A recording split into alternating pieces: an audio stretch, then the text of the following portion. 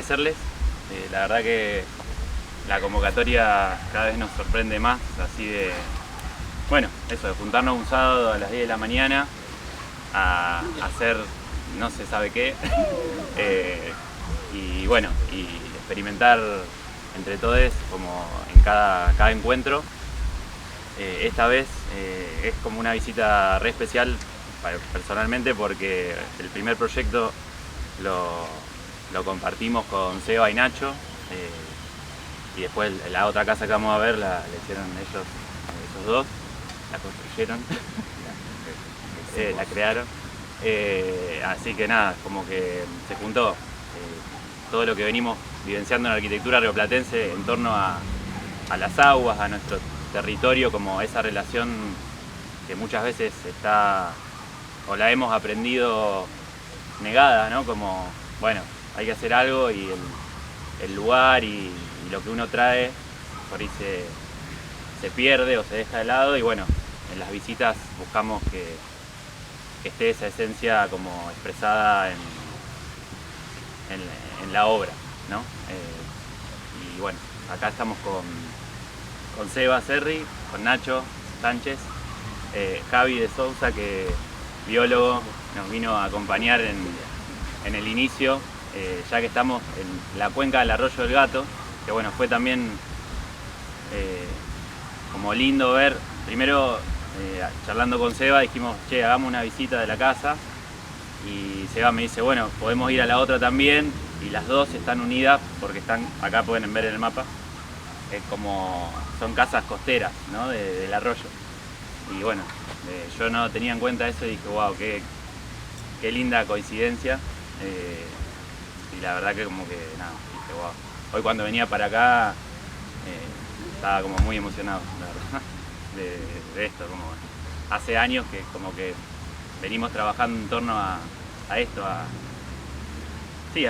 lo rioplatense, a la identidad, a los cursos de agua, y que esta obra esté en el medio de la ciudad y esté sobre arroyo o sobre un arroyo es como wow, hermoso.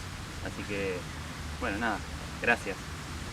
Javi nos va a dar una introducción del mundo acuático urbano, o lo que quieras contar, y en breve nos vamos caminando para la primera casa.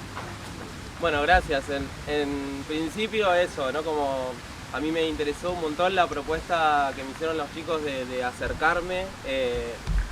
Yo soy biólogo, trabajo en ecología acuática, hago muchas cosas que están vinculadas con el agua porque además soy artista y cruzo un poco los lenguajes del arte y la ciencia. Y siempre que me inviten a hablar de agua, y sobre todo si es con otras disciplinas, mejor. Me parece súper interesante poder cruzar un poco más las miradas en torno al ambiente natural, construido, como lo queramos llamar. Un poco lo que decía Fran también recién, la cuestión de que nuestra ciudad de La Plata probablemente sea algo que muchos de ustedes ya sepan y ya conozcan, pero que está bueno siempre seguir diciéndolo y evidenciándolo. Está construida sobre arroyos, está construida sobre cuencas hídricas. Cuando se emplazó la ciudad, se emplazó en una zona con distintos desniveles que no fueron contemplados en torno al crecimiento posterior y futuro que iba a tener la ciudad, que iba a ser tan grande, ¿no? Entonces lo que se hizo en el medio y lo que se fue como buscando para solucionar o para intervenir, digamos, sobre esa realidad fue transformar ese ambiente, esos arroyos. Y sobre todo, una de las cosas que más sucedió y más impacto tienen a nivel ecosistémico en la ciudad es el entubamiento, ¿no?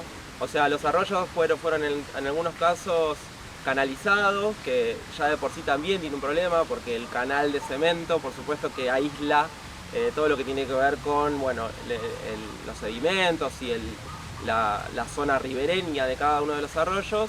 Pero directamente el entubamiento, por supuesto que elimina cualquier posibilidad de vida en cuanto a la desconexión con el sol y con cualquier otro ambiente, ¿no? Lo mismo que se hace actualmente, y eso uno lo ve todavía, que es una intervención un poco menor, pero que también tiene impacto, que son las redirecciones que se hacen de los arroyos, cuando por ahí hoy hablábamos de eso, cuando en algún barrio se decide correr un arroyo porque no lo quiero ahí, me molesta un poco. Y bueno, y impacta muchísimo en la vida de ese arroyo, en el ecosistema, en cómo se vinculan los seres vivos que habitan ese ambiente, ¿no?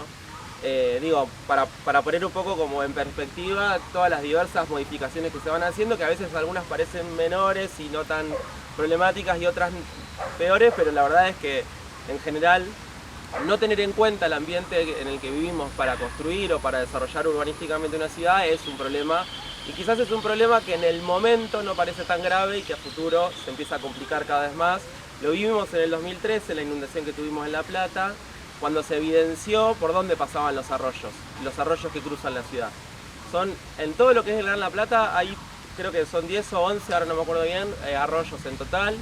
El Arroyo del Gato, la cuenca del Arroyo del Gato tiene dos arroyos que lo nutren, que son el Arroyo Pérez y el Arroyo Regimiento. Y el Arroyo Regimiento es el que pasa por acá, es el que pasa por acá abajo. Uno a veces cuando habla de que el arroyo pasa por acá abajo y ve los mapas y demás, se imagina también que el entubamiento sigue el mismo curso de ese arroyo, que no es tan así. En realidad los entubamientos siguen más a veces el ejido urbano y siguen más a veces algunas avenidas y calles, como que van direccionando el agua porque son caños, ¿no? Pero después cuando sucedió lo que sucedió en su momento, se veía por dónde pasaba naturalmente el arroyo. El Arroyo Regimiento junto con el Arroyo Pérez, que viene ya de la zona de los Hornos y pasa por más o menos, uno puede imaginar 32, 33, 9, 10, toda esa zona también, que fue una zona bastante impactada en ese momento. Después se juntan y en el cauce del Arroyo del Gato. Todo es cuenca hídrica del Gato, todo es la cuenca del Gato.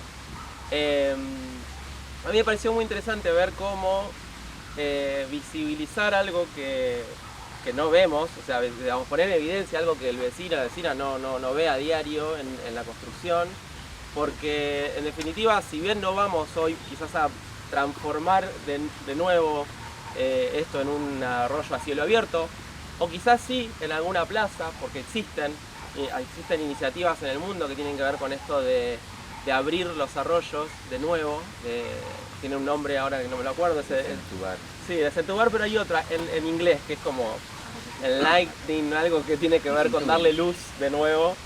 Que también podría suceder, digo. Bueno, no sabemos si eso va a suceder, pero está buenísimo poder que cada vez más sea parte de nuestra cultura como ciudadanos, ciudadanas, saber dónde vivimos, cuál es nuestro territorio, dónde estamos parados.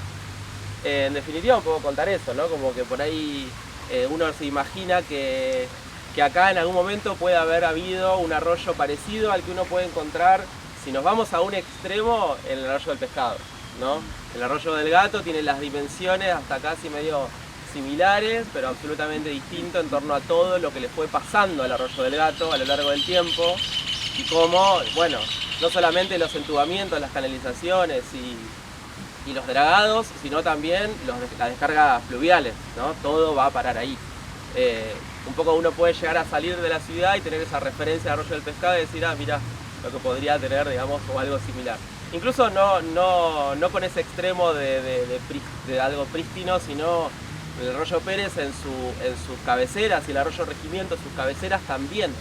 Uno puede ver que hay plantas acuáticas, que hay peces, que hay múltiples organismos microscópicos, hay muchísima vida, que después, por supuesto, una vez que ingresa a esos momentos de entubamiento, esa vida no está o no prospera, y después en las canalizaciones que suceden en el Arroyo del Gato, que es lo que nos conecta con el río Santiago y con el río de la Plata, un poco la vida hace lo que puede en un momento, hasta que con la vinculación con el río de la Plata, bueno, ahí ya es otra cosa, ¿no? Bueno, por ahí era eso, más que nada contar eso desde mi perspectiva y agradecer también. No, eso, no queríamos dejar pasar esto de la introducción que hizo Javi, porque bueno,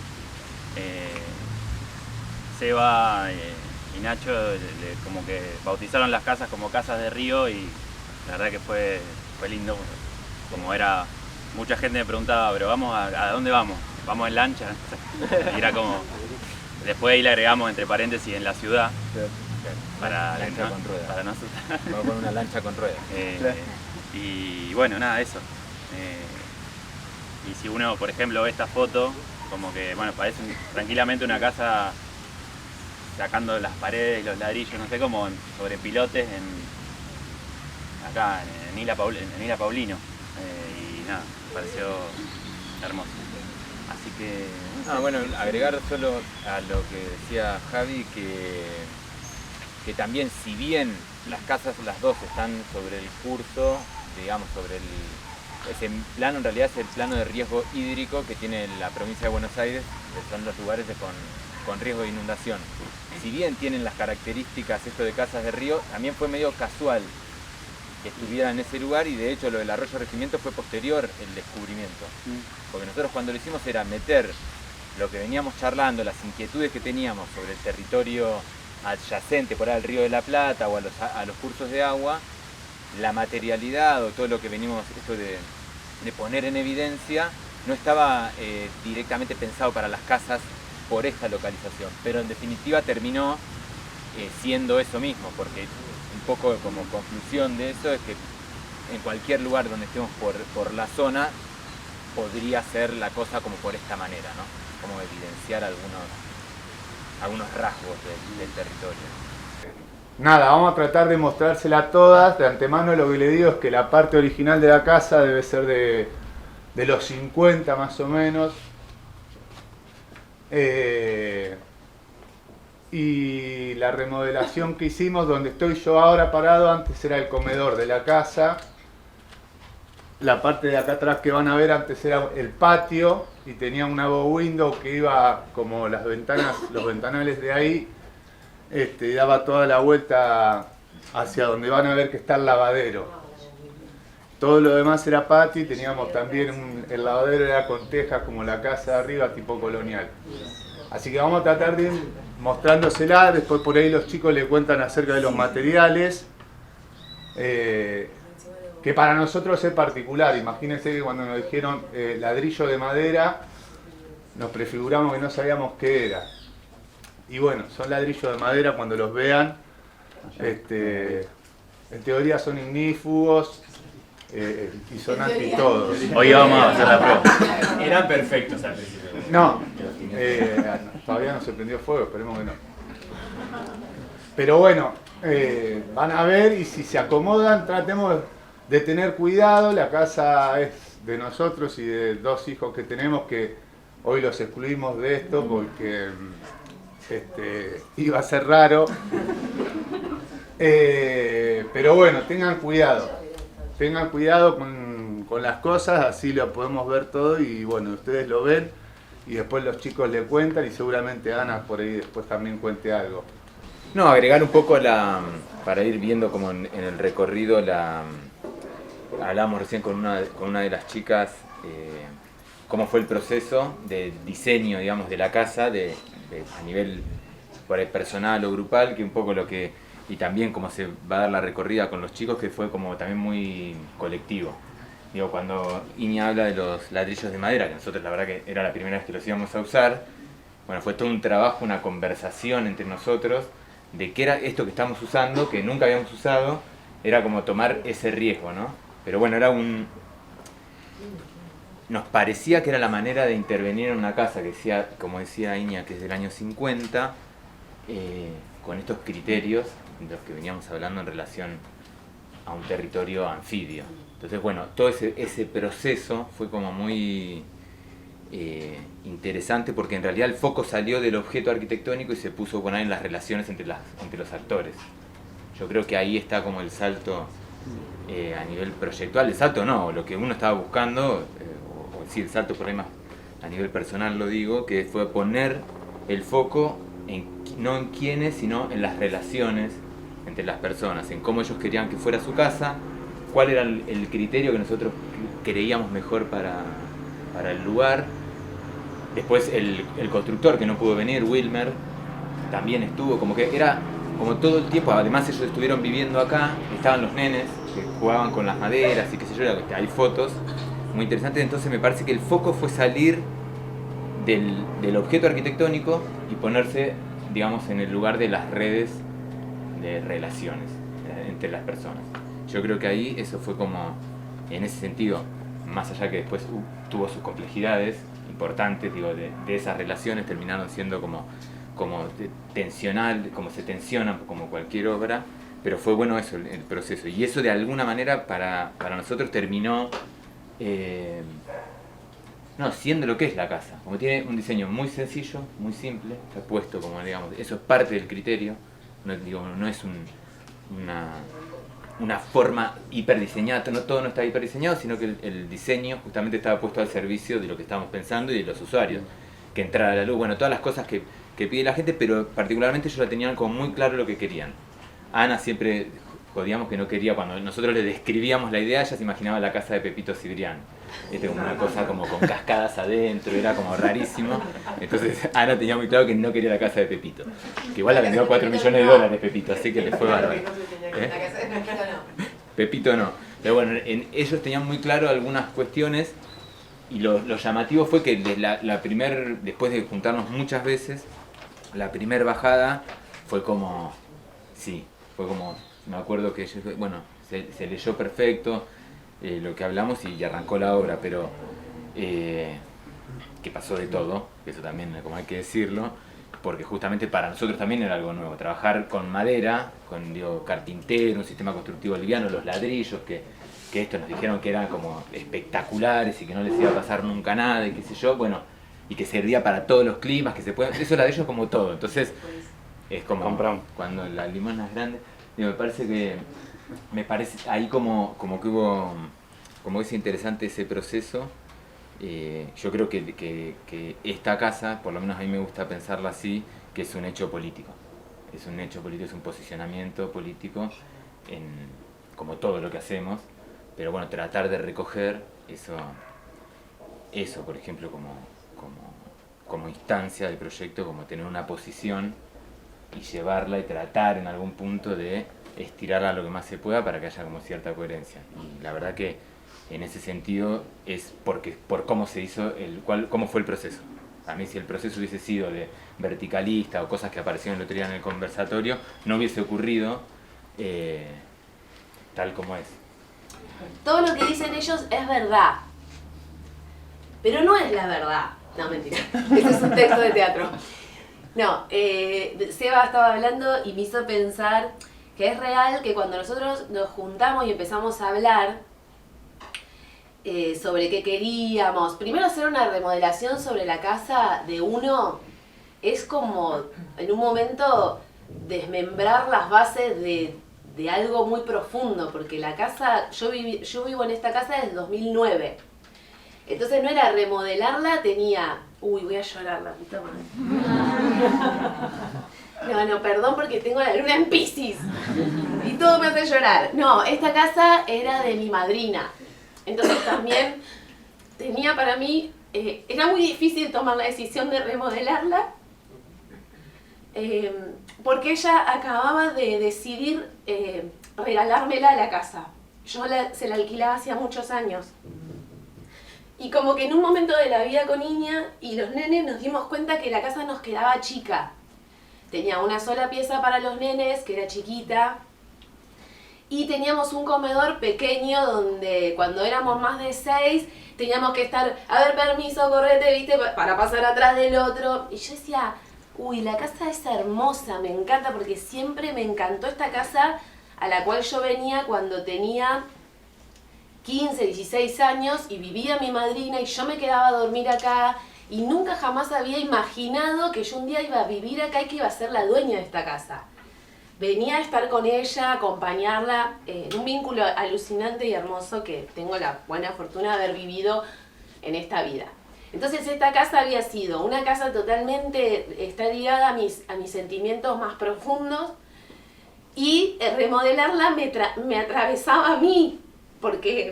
Primero porque yo la amaba tal cual era. Para mí no había una casa más linda que como ya era. La bow window, recién le decía ella, cuando esa bow window que todo el mundo que venía a mi casa entraba y decía, ¡wow! ¡Qué linda casa! Era esa ventana, viste, redonda, que era así como un semicírculo que miraba ese patio re pequeño, pero que el patio tenía su magia porque ¿cómo se llaman? Las tejas redondas coloniales le daban ese encanto. La casa estuvo hecha originalmente con la mejor calidad posible, por eso tiene los pisos que tiene, por eso los baños tienen los azulejos que tienen, lo mejor que se pudo en la persona que en algún momento la construyó y todas las personas que se ve que fueron sus distintos dueños, porque un día yo descubro que había un tal Carlos que había sido el dueño de esta casa y me doy cuenta, van a ver cuando estén en la pieza de arriba, que era la pieza de los nenes, que hay unos stickers en las ventanas que tienen que haber sido de niños que alguna vez vivieron acá. Sticker vintage, ¿no? Qué sé yo, creo que uno no sé si dice Benetton o no sé qué. Y yo pensaba, no lo voy a sacar, porque viste como que me hacía pensar, bueno, hoy vivo yo y Juanpe era chiquitito y esa empezaba a ser su pieza, pero habían pasado otras vidas, otras almas, otras familias, que andás a ver lo que les había pasado. En un momento me puse a pensar, habrán sido felices, viste, habrán vivido mucho tiempo, se habrán separado, ¿por qué vendieron la casa? Después vivió mi madrina mucho tiempo que ella no tiene hijos. Entonces esa piecita era el lugar donde ella fumaba y jugaba con la computadora.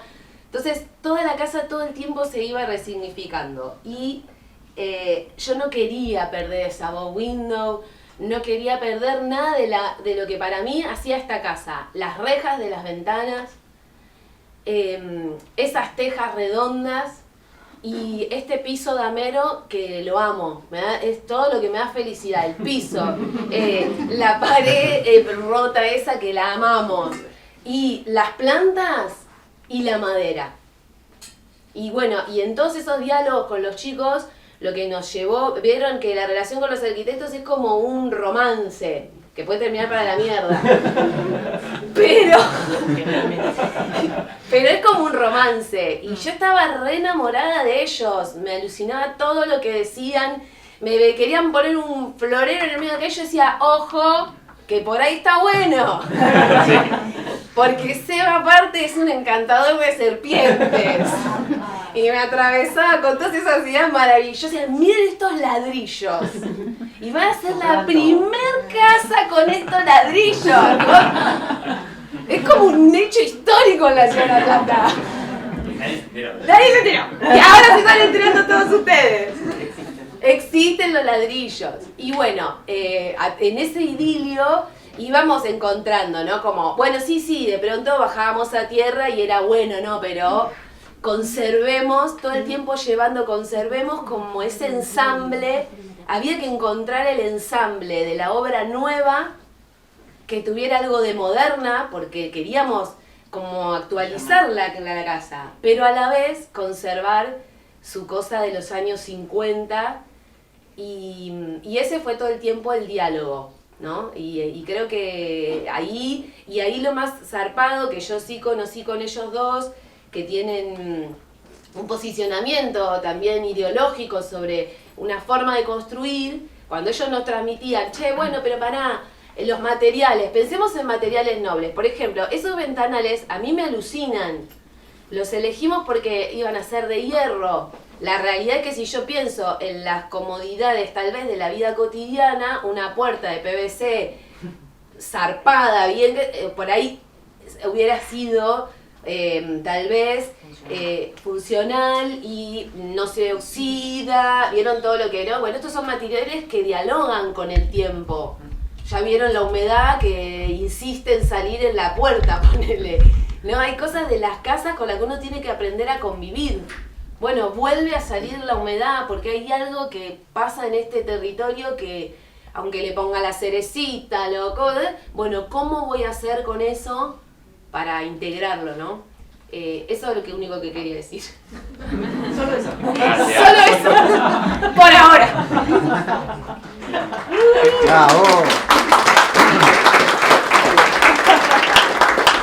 Yo quiero agregar algo porque como que abrió ahí una puerta, dos cosas en realidad que el otro día escuché de Scrimaglio, que es un arquitecto santafesino que muy poca gente lo conoce, pero es como uno de los grandes maestros de Argentina, digo, para hacer doble clic ahí, para algunos. Yo no lo conocí hace muy poco. Que dice algo el tipo que a mí me llamó mucho la atención, dice que la gente, que las personas primero encuentran su lugar que soñaron vivir, donde quieren vivir, y los arquitectos venimos después. Como que hace foco en eso, que cuando eso se invierte, pasa algo que no está tan bueno. Eso como me parece como que está re bueno, porque era algo que se percibía, que con Franco lo veíamos, como el enamoramiento con la casa, el cuidado, el respeto, mucho respeto por lo que querían, digamos, el sentir del lugar, la apropiación. Eso para mí como fue dentro del proceso. Y después, para ser un poco como ahí autorreferencial, a mí lo que pasó cuando me llamó Ana, que nos conocemos por intermedio de mi marido, me llama Ana y yo medio que había decidido no hacer más nada. No quería hacer más nada porque estaba como medio enojado con la disciplina, con el enfoque, ¿no? Como que nada y no quería hacer más nada. Entonces le digo, era como, me llama y me dice, queremos hacer la casa. Y yo imagino, es como, ¿quién te conoce? Yo decía, bueno, pero ¿qué quieren hacer? Les preguntaba, a ver ¿por qué no nos juntamos a hablar y a ver qué quieren? Porque como yo le decía, que eso, que no quería hacer cualquier cosa. Como estaba en un momento en el que no quería hacer, venía de romper una sociedad de muchísimos años y para mí, bueno, agradecer en ese sentido la oportunidad para esta casa para mí es una bisagra en mi vida. Digo, como arquitecto, es en la que por la gente, por cómo se hizo, por cómo lo hicimos con Franco, con Nacho, como todo ese proceso fue como bueno, se puede hacer esa cosa que sentís en el cuerpo más que en la cabeza, que fue como eso, bueno, se puede ir como por otro lugar y como que bueno, se arrancó de nuevo con eso, pero bueno, esa primera conversación fue como rara, porque bueno, ¿qué quieren hacer? Porque yo como que, y no sabía tampoco bien qué quería hacer, tenía como en cada obra que se venía haciendo aparecían como algunos rasgos constitutivos, pero aislados, no en una integralidad. Lo proyectual era como medio una ensalada, digo que nos pasa a todos, que está y es parte como de un proceso, y ese para mí fue ese hecho que estaba en la plaza de Tolosa, sentado con el teléfono hablando, y dije, y ahí es como que se abrió una puerta. Y para mí es esto que dice Ana, de todo lo que les pasó a ellos con la casa, sin eso no hubiese sido, digamos. Por eso yo, como insisto en esto, en las redes de relaciones, como una cosa que te atraviesa, que obviamente después hay que laburar, hay que vivir si a uno le interesa vivir de la profesión, como digo, hay muchas cosas que intervienen, pero eso fue como clave, como que llenó algunos huecos, inquietudes, como esa insatisfacción que yo creo que muchos de los que empezamos como a ver otras aristas empezamos a sentir con la forma en que procedemos sobre las espacialidades, ¿no? Como sobre el territorio. ¿Se imagina? Yo era que aportaba realidad. Si la escucharon a Ana, cuando vayan al dormitorio en la primera propuesta eso balconeaba la lucarna. O sea, entonces cuando Seba dice, che, no, las piezas cerradas, no quiero los pibes colgando de ahí, ¿me entendés? Bueno, acá en esta parte de acá, donde van a ver el lavadero, teníamos un sistema de cortina. Bueno, la verdad que fue un proceso largo y además para mí, porque para mí era cemento, ¿me entendés? Que dure toda la vida. O sea, yo no soy el que pinta, el que una mierda. O sea, lo mejor que me pasó fue la remodelación y sinceramente llegar todos los días del trabajo y quererme sentar acá en la parte esta que van a ver donde está el piano. Que pasó a ser, de hecho esto iba a ser un comedor originalmente y terminó haciendo de comedor y de living. El living nosotros lo tenemos ahí, antes lo usábamos más y ahora quedó como más exclusivo y también era una petición nuestra, ¿viste? Que el living quedara cerrado porque nos daba otro espacio también de intimidad para cuando estuviéramos los integrantes. Pero bueno, cuando pasen esta parte de acá van a ver toda la madera, esa madera no está pintada y los ladrillos tampoco. Para que vean, hablando en serio, del material y de la calidad y todo lo demás. Toda la primera parte de esos ladrillos tan natural, o sea, como quedaron de la obra, una lijadita tuvo en un momento, pero no los pintaron. Arriba en las habitaciones los van a ver pintados. Así que yo lo que les propongo, si quieren, es empecemos a caminar y con un grupo voy para arriba y si quieren vamos porque arriba también está toda otra parte de la obra, así pueden ir mirando. Entonces vamos entrando por esta acá, den la vuelta, paren todo y con otro grupo de los que están ahora acá encaramos para arriba.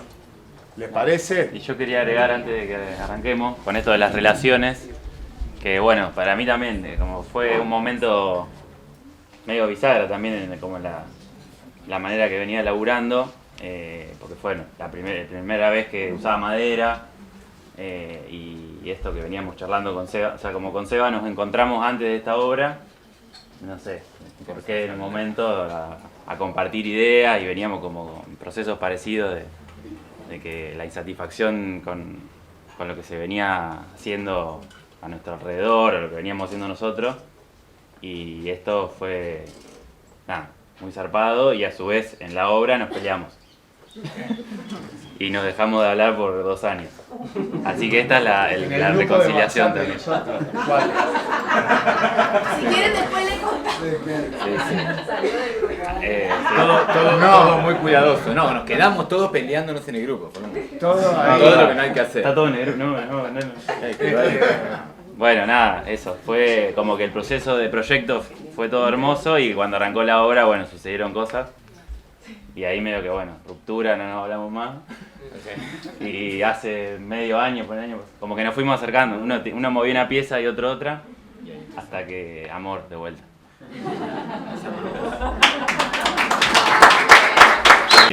Steffi es la habitante de la casa, bueno, nada, gracias. Niños. Y niños. ¿Están o no? No. Bueno, gracias por abrirnos las puertas. Y bueno, este proyecto lo hicieron con Seba y Nacho. Y Sol, colaboración, los días de obra que contó. Alta tensión. Y Carol hizo el paisajismo. Carol Gallo. Carol. No, bueno, eso, de alguna manera las dos casas dialogan. No me acuerdo que era un año de diferencia. Son medio contemporáneas. Sí, Creo que se pisaron 2 meses una con la otra. Una estaba ahí como terminando, la otra empezó. Sí, lo que ocurrió, justo nos estábamos acordando que ustedes vinieron. Yo ahora vivo en la casa que vivían ellos, que porque estaban alquilando y se venían a vivir acá, y nosotros alquilamos su casa con mi compañero. Pero la vinimos a ver por primera vez antes que la compren, Sí. ¿te acordás? Sí. Que lo que pasó fue que el dueño la había autoconstruido, y ahí nos enteramos que era de madera. Entonces era como toda una cosa, y justo yo estaba con la otra casa, fanatizado con la madera, y dije comprala, ¿viste? ¿Qué tipos de madera? Acá como hicimos mucho más, como no estábamos con el tema de los ladrillos, y era como toda una cosa más liviana, y en el medio aparece, estoy pensando como varias capas a la vez, aparece lo del estudio de grabación, que tenía que ser acústico, que no se puede escuchar. Se apareció en el medio.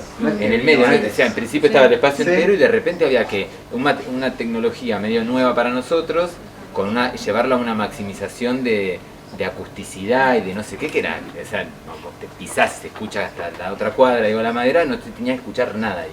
Entonces ahí como con Germán, con un asesor en acústica, con el segundo ex marido, como dice Carol, el segundo ex marido porque el primer ex marido nos ayudó a hacer el cálculo, es como el cuarto ex marido. Con él, con Pablo, trabajando con el acústico, con Germán, nosotros, los nenes, porque ellos se mudaron acá en plena obra para ahorrar el alquiler, y para que también, era todo un quilombo, y me parece que ahí hay algo de nuevo, lo de la red de estaba todo el tiempo, todos hablando entre todos para, digamos, llegar a como un resultado. Lo que hace que obviamente la obra sea más larga, más lenta y mucho más conflictiva también. Tiene un montón de cosas.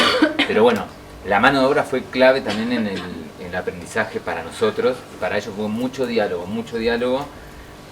y eso estuvo como bueno.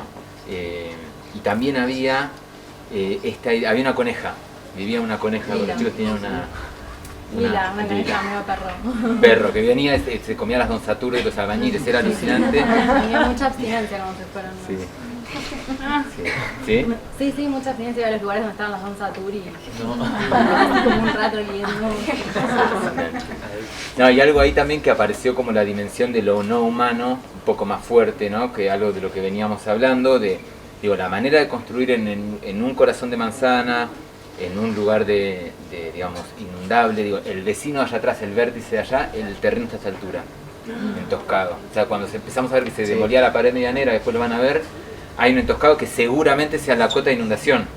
Algo pasaba. Entonces, nosotros no elevamos tanto, pero empezamos a pensar en eso, y empezamos a ver que la coneja se metía abajo de la casa y ahí apareció, que después un poco reafirmándolo con textos como por ejemplo que yo tengo ahí de Llaneva, Albena Llaneva, de Paulo Tavares, de ir pensando en otras dimensiones de proyecto, que empiecen a intervenir y no hacer la arquitectura solo para las personas, sino empezar a pensar o intentarlo, no sé, no es digo, no sé, no hay una respuesta, pero sí, no sé, de hecho, medio cuando se murió la coneja a mí me mató porque era como un ser que estaba todo el tiempo y empezó como a indicar algo de esto, de la vida ahí abajo, más al nivel del suelo, y de cómo liberar y empezar como a liberar algo que también tiene la casa de Fuchile, ¿no? De que no sé dónde está, por allá, bueno, pero esto de empezar como a liberar, y eso es como un acto de mucha... es re complejo, digamos, a nivel constructivo, porque tenemos problemas.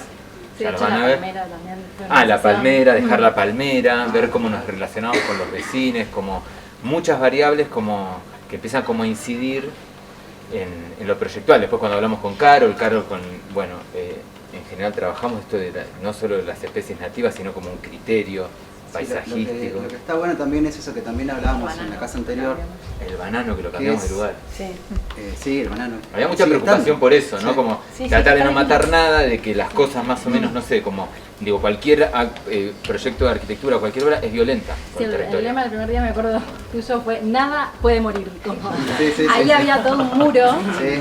que lo Esa sacamos. fue la- del Pasaron muro. cosas pero nadie murió. Eso, nadie ni nada puede morir. Y eso, No puede morir fue el lema. eso que veníamos charlando desde la otra casa también, que creo que la palabra es posicionamiento, ¿no? Es como mantener un posicionamiento sobre algo e invitar a ese posicionamiento, que me parece que es clave para eso, como invitar a eso, como nada debe morir, todo debe estar. Y también invitar a una forma de habitar también. Yo me acuerdo cuando hablábamos con Carol de qué especies nativas poner, y las especies que están puestas acá y allá y bueno, en todo el parque, invitan a que vengan a habitar el espacio insectos, animales, que esto de plantar las plantas, la vegetación que está hecha en ese sentido, en invitar a que formen parte del espacio también. Y que el espacio no es solamente lo construido, sino que también es el vínculo que existe entre estas dos construcciones, que también están hechas de una manera que si el día de mañana esto se quiere sacar, en un día se saca. Entonces es como el espacio invita a habitar de una manera. Después, bueno, está en los seres habitarlo de esa forma o no, porque tranquilamente podrías haber dicho, no, yo la verdad no comparto esta manera de habitar, pero estuvo bueno porque también diste pie a eso y eso está buenísimo. ¿Me ibas a decir algo? No, que ahí está Juani, que es el profe yoga, que convive con lagartos y lagartijas en la universidad sí. de este tamaño, ¿no, Juani? En la selva. Que hay lagartijas, parte del espacio, ya son parte nuestra. Que también nosotros nos fuimos encontrando con esto. Bueno, buenos días a todos. Gracias. Es hermosa la propuesta y bueno, rodeado de futuros arquitectos y arquitectos es muy lindo. Pero bueno, nosotros nos encontramos que el primer contacto que tuvimos fue a través de una simple imagen, que a partir de ahí nos contactamos con Steffi y dijimos, bueno, qué lindo sería poner un espacio de yoga. Y después una vez que lo empezamos a habitar y lo que nos empezamos a encontrar es todo lo que los estaba escuchando atentamente, que es todo lo que ustedes están contando, ¿no? Es empezar a compartir, a convivir, abrís entras al lugar y te encontrás un colibrí, te encontrás pajarito, lo que va también que ya. Pero incluso nos empezó a pasar que en las mismas clases aparecían lagartijas y están, se van, ya son parte del lugar y bueno, esto de habitar el espacio y cómo está todo integrado, bueno, es mi única acotación que puedo hacer al respecto. Como tratar de, en algún punto, como posición, que bueno, no siempre como se logra, o como no es algo como complejo, incluso como parece como casi medio una fantasía de ser menos predatorios, ¿viste? Y abusivo, como esa cosa de depredar, de que la arquitectura realmente es algo que dice Corbalán bueno, no importa, como esto de la violencia en el espacio, ¿no? Como la cosa violenta de meterse como a romper un montón de capas y no sé, que se puede hacer otra cosa con eso. Se puede intentar por lo menos bajarle el tono a eso, que sea menos predatoria, menos abusiva con el lugar, y algo de la remediación se me viene, de la reparación que dice Tavares, como bueno, un poquito hacer una cosita. Y bueno, que es un poco también, ya abrir que esto hablamos de la micropolítica, es un hecho también micropolítico, levantar una casa o de hacer que venga una lagartija, pues es una pelotudez, digo, que qué sé yo, el chabón que está haciendo edificio en Puerto Madero le decía a la lagartija no tiene, qué sé yo, se mueran todos, digo, que no, pero digo, me parece que son como micro cosas que son las que empiezan como a emerger, que por supuesto no es algo que inventamos, digo, estamos escuchando a otras personas, hay otros diálogos que se están dando, incluso algo de lo que pasó el otro día en el conversatorio, de gente de esta ciudad que está pensando otras cosas, que aparece como la inquietud, la molestia de decir, bueno, o no sé, veo la pileta, que en un momento los chicos querían hacer una pileta gigante, yo digo, no se hagan una pileta, era como que ya un fanatismo, no, porque el agua, viste, toda una cosa que, pero bueno, achicamos la dimensión de la pileta, son todas micro decisiones que de alguna manera, no sé, el interés está, que es genuino, que no cambia nada, pero que sí hay como un interés de posicionarse frente a algo de transformación y de cómo nosotros no tenemos que ser de alguna manera o intentar moverse un poco de ser el brazo armado del mercado, ¿no? Porque vamos en la primera línea, somos la primera línea de los que un country lo firma un arquitecto, digo. Es así, digo, no quiere decir nada, no es como es cosa, no sé qué, pero no juzgamos, no sé, bueno, no, sin jugar a puntualmente, escuchamos pero no juzgamos. No, digo, sin juzgar a una persona particular, porque tiene que ver con otras cosas que son mucho más arriba. Bueno, estamos ahí y fuimos formados para trabajar con aluminio, con ladrillo hueco, con un montón de cosas que tienen que ver con una industria y con una cosa que sin romantizar la posibilidad de, no sé, de hacer, justo hablamos con unos compañeros de hacerlas, nos habíamos encaprichado con Nacho de no hacer carpinterías de aluminio, porque el aluminio, las ballenas, viste, como que hay algo como de las ballenas, claro, entonces era un quilombo hacer esto que se adhiera de hierro y como bueno, qué sé yo, a las ballenas le siguen tirando el lodo, el residuo de la fábrica de aluminio de Alvar va a las ballenas. Y eso, como bueno, escuchás eso y decís, no uso más aluminio. Y no, bueno, nada, eso sigue andando, pero sí tener como ciertos, entender, me parece que la atomización en la formación de arquitectos, que por lo menos no sé cómo será ahora en nuestra facultad, pero era la línea, el eje medianero y el trabajás acá, ¿no? Con esto, y cuando, no es casual esa formación. Ahora cuando hacemos el esfuerzo de tener una mirada más amplia, te empezás a encontrar con muchas contradicciones y problemas y es medio paralizante también. Entonces, es bueno, nada, dentro de eso aparecieron estas dos obras que tienen como una continuidad de relato que fue bárbaro, para nosotros fue como re lindo. Acá terminamos, no nos peleamos. No, hay algo que está bueno, esto de cómo se entiende también cuando aparece esto que decías de medianeras y esas cuestiones del territorio donde se trabaja, o donde empiezan a aparecer estas cosas de habitar, que está bueno porque en realidad fue apareciendo después esta idea de por dónde pasa el arroyo del Gato y qué pasa abajo nuestro, y en realidad es remontarse también, meterle una cuestión más a lo que se quiere plantear, que tiene que ver con una cuestión histórica natural del territorio. Porque el arroyo, si bien ahora está entubado y todo, pensar en eso, pensar que dónde estamos parados, qué hay acá abajo, que muchas veces quizás no se tiene en cuenta esas cosas, pero está bueno empezar a repensar esas cosas. Si bien hay una cuestión de trabajo y una cuestión de llevar adelante, habitar, resolver cuestiones habitacionales, cómo se resuelven esas cuestiones, pero también hay historias. Los terrenos y los territorios y los espacios y los habitantes tienen historias que está bueno entender que son primordiales también. O sea, uno puede plantear una espacialidad, un proyecto, una forma de construir, un sistema constructivo, pero en realidad lo que importa es quién lo habita, cómo se habita, y si no pasa nada allá adentro, no sirve para nada. Eso también está bueno repensarlo. O sea, esta casa puede estar buenísima o no, o lo que sea, pero lo importante es lo que contiene, más allá de qué es lo que contiene ese espacio. No el continente, sino lo que está ahí adentro. Y si lo de adentro no funciona, no funciona. Nada. Entonces también está bueno pensarlo por ese lado.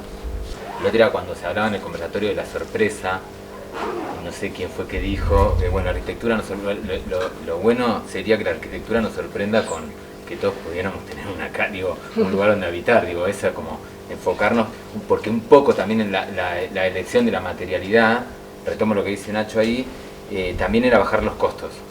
Bajar los costos, la construcción en madera no fue barato hacerlo, pero es más barata que la construcción tradicional o de hierro.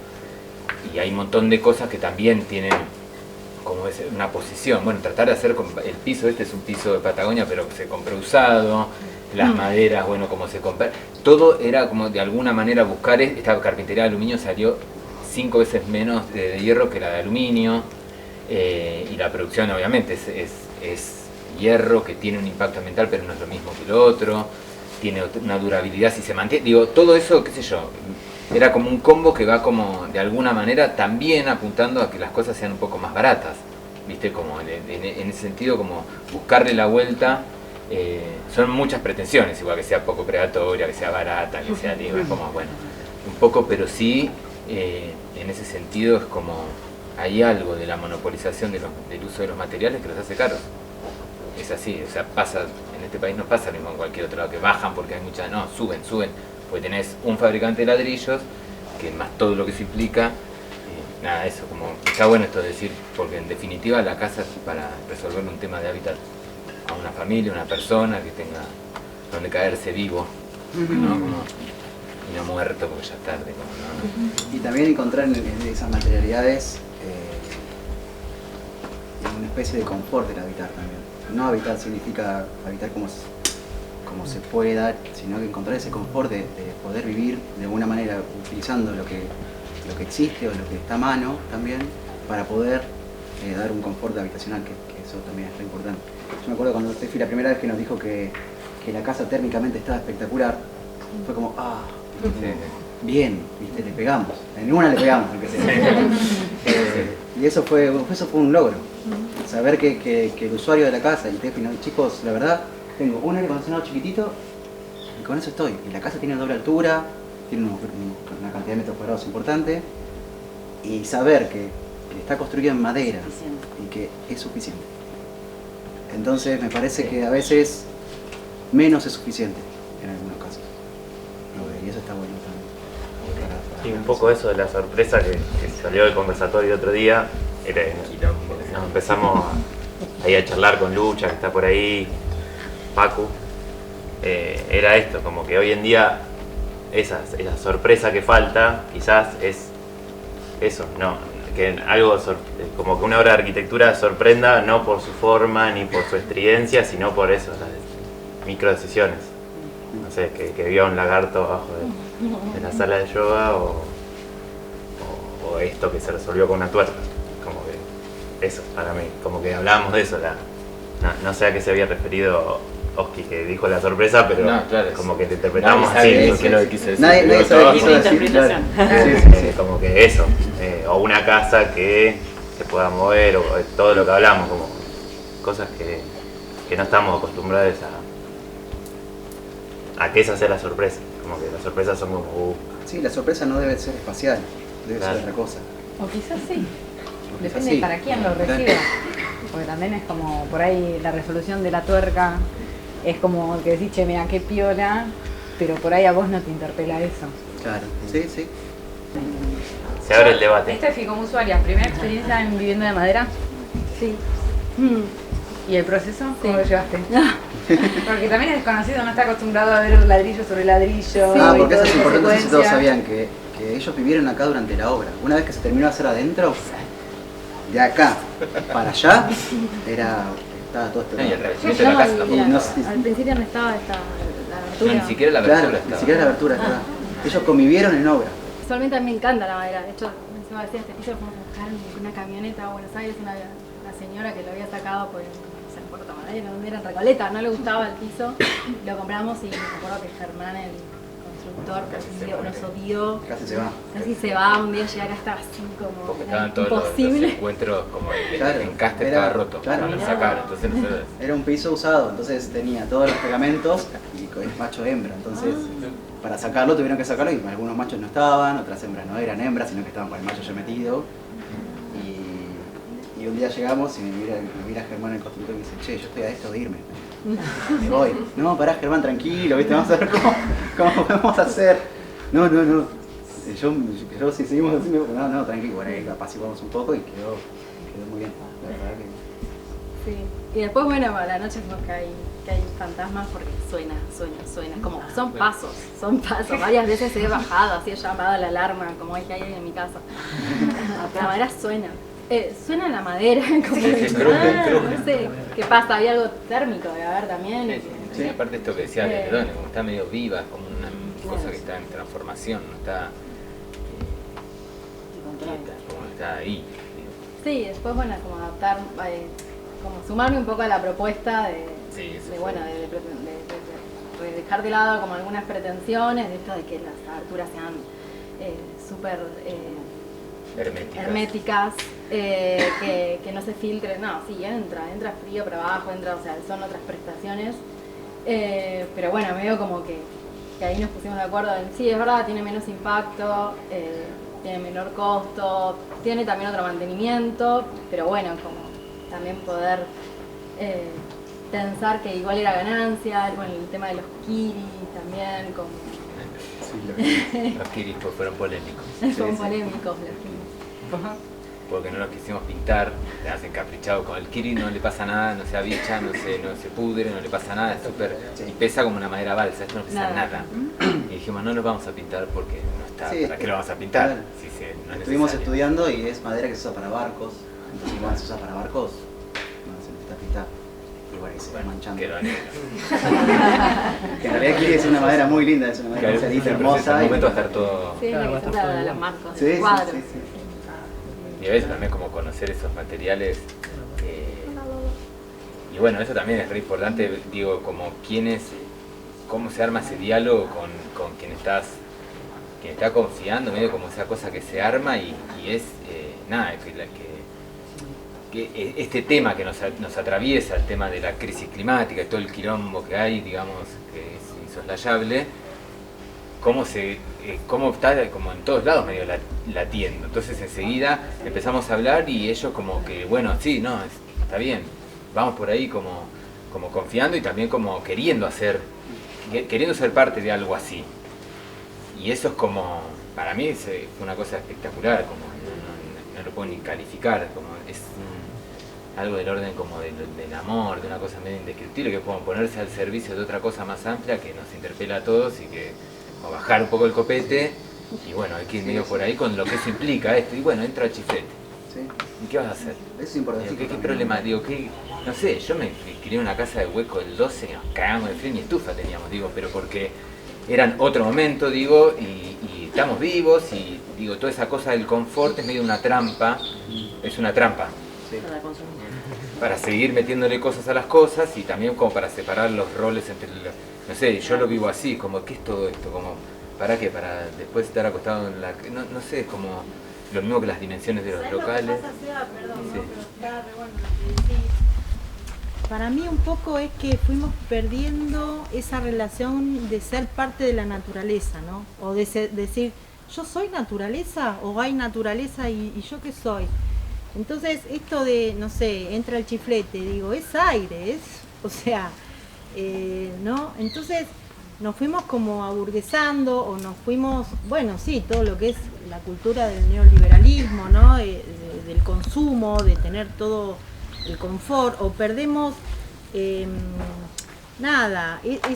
esa cuestión, por ejemplo, de ir de acá hasta allá, quizás en invierno me tenga que poner una campera, ¿no? O de sentir el frío en el cuerpo, o de sentir el cuerpo, porque llega un momento que hasta nos desconectamos de nuestro propio cuerpo.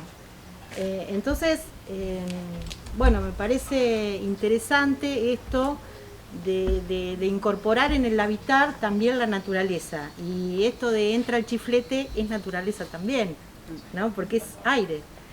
Entonces, bueno, nada, quería aportar eso. El otro día juntamos ya con Villa Garibaldi y hablábamos de esto del confort y como la separación cada vez más que fue sucediendo y sigue. O sea, imagínense eso, como alguien que por ahí muchos viven en departamentos en la ciudad, como estás en el aire y por ahí no tocas el suelo hace meses, o sea, con el pie, como parece algo como re hippie, pero es como algo loco. Y como no queremos que eso se transmita a nuestros actos, es decir, bueno, construyo cualquier cosa, compro cualquier cosa, como cualquier cosa, si la desconexión está ahí. Bueno, Telka dice algo de eso de...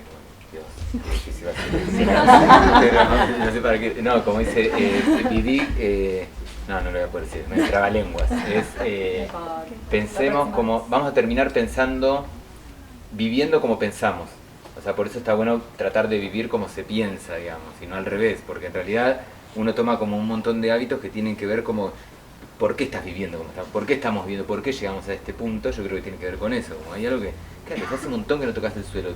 ¿Cómo se te va a cruzar por la cabeza que el suelo puede ser absorbente? Digo, hay un montón de cosas como... Y eso es como... Y justo en territorios inundables como esto es realmente estamos en un valle de inundación en este momento. Está lleno de casas y bueno, tiene como una tradición de ocupación con la grilla, el damero y toda esa cosa que lo hemos dicho un montón de veces, pero... Bueno, eso, y un poquito hacer como algunas operaciones para ir por ahí, qué sé yo. Hay algo también que decías esto de que está bueno cuando se arma algo, o sea, llevar adelante una obra en común con todos los participantes que están dentro de la obra, también trabajando en que todo vaya para adelante. Ahora me estoy acordando cuando Germán compró la pistolita de los clavos. Claro, Germán vino un día y dijo, yo voy a comprar una pistolita para los clavos, porque allá había que poner un montón de fenólicos. Dijo, yo la voy a comprar. Y era todo un peligro, guarda con la pistola esa porque te tira, o sea, no tira los clavos, pero es un clavo que larga. Entonces, cómo los constructores fueron aprendiendo también, porque nosotros también, todo el tiempo aprendiendo. Unos y otros. Esto de entender que las carpinterías tienen chiflete, cómo se pone un clavo en una madera. Ir todo es un proceso que va continuando y está bueno porque se dio justo esta obra que es como todos fueron aportando sus ideas y sus sentires y sus maneras de pensar y cómo entienden habitar el espacio hacia un lugar y bueno, como terminó siendo esto que estamos todos acá. Pero está bueno eso, como también entender que hay un compromiso de cada uno de los actores dentro de lo que se quiere llevar adelante. Y sin ese compromiso es muy difícil también poder ir en una línea. Creo que hay un compromiso y una responsabilidad de todas las personas, todos los habitantes del espacio que tienen que ver con eso, ¿no? Me parece que eso también tiene que ver con esto que decías de trabajar en conjunto todos, como que es una gran participación de todos. Sí, para mí es como la red de ¿cómo se llama? Arturo Escobar, el colombiano que habla del diseño autónomo. Hay algo él habla de la recomunalización de la actividad, de las actividades, de que empiecen a ser como más comunales. Hay algo de lo comunal que se fue como perdiendo y tiene que ver con eso. Y él critica la palabra participación porque dice que hay como un participando, que como habla de esto, de recomunalizar las acciones, ¿no? Que todas sean como de alguna manera como un pensamiento en red. Habla de la red de actores, una cosa tiene como 5 ejes, que uno es despatriarcalizar, recomunalizar y los otros no me acuerdo, relocalizar las actividades económicas. Tiene como tú una cosa y está buenísimo, se los recomiendo. Tiene en Diseño y Diáspora hay un podcast que está re bueno que habla de eso, del diseño autónomo, de las autonomías, cómo se diseña, el diseño puesto al servicio de qué. ¿No? Y bueno, nosotros diseñamos, hay algo de eso que está bueno, como que en todas las ramas, no habla de arquitectura, pero como en todas las ramas hay como un despegue del rol. Incluso nuestro rol es medio como raro dentro de la sociedad, no está muy bien definido el nuestro. Me parece que aparece una redefinición hacia un lugar que puede estar bueno, permanente, ¿no? Como, nada, eso, como está bueno escuchar referentes, por lo menos a nosotros, a mí personalmente, hay mucha gente hablando de esto, mucha, incluso localmente. Y está re bueno porque vas como escuchando y empezás como a... Nada, la sensación que no estás solo, ¿no? Como una forma de pensar y de encontrarte incluso con gente que no es del palo. Sí, incluso ahora que te escuchaba también me acordaba que fue como todo un tema que eso fuera Corazón de Manzana y que haya sido un espacio común. O sea, como nos generaba como algún ruido, como esto fue un espacio común en un lugar al que todos tenían acceso desde sus terrenos y era como un pulmón. Y nada, y por eso también un poco la idea de que no fuera un quincho, sino que sea un espacio que de alguna manera se pueda compartir también y abrir a otros. De Ítalo Calvino, Las ciudades invisibles, un libro que cada tanto acudo. Y hoy a la mañana solemos leer en los finales algo y dije, bueno, abrí así, justo abrí esta página. Y fue, bueno. Dice, las ciudades sutiles. Ahora diré de la ciudad de Zenobia, que tiene esto de admirable. Aunque situada en terreno seco, se levanta sobre altísimos pilotes y las casas son de bambú y de zinc, con muchas galerías y balcones, situadas a distintas alturas, sobre zancos que se superponen unos a otros, unidas por escaleras de mano y aceras colgantes, coronadas por miradores cubiertos de tejados cónicos, depósitos de agua, veletas, de los que sobresalen roldanas, sedales y grúas. No se recuerda qué necesidad u orden o deseo impulsó a los fundadores de Zenobia a dar esta forma a su ciudad, y por eso no se sabe si quedaron satisfechos con la ciudad tal como hoy la vemos o no, crecida quizá por superposiciones sucesivas del primero y ya indescifrable diseño. Pero lo cierto es que si a quien vive en Zenobia se le pide que describa cómo sería para él una vida feliz, la que imagina es siempre una ciudad como Zenobia, con sus pilotes y sus escalas colgantes. Una Zenobia tal vez totalmente distinta, con estandartes y cintas flameantes, pero obtenida siempre combinando elementos de aquel primer modelo. Dicho esto, es inútil decidir si ha de clasificarse a Zenobia entre las ciudades felices o entre las infelices. No tiene sentido dividir las ciudades en estas dos clases, sino en otras dos, las que a través de los años y las mutaciones siguen dando su forma a los deseos y aquellas en las que los deseos o logran borrar la ciudad o son borradas por ella. Esa es una ciudad.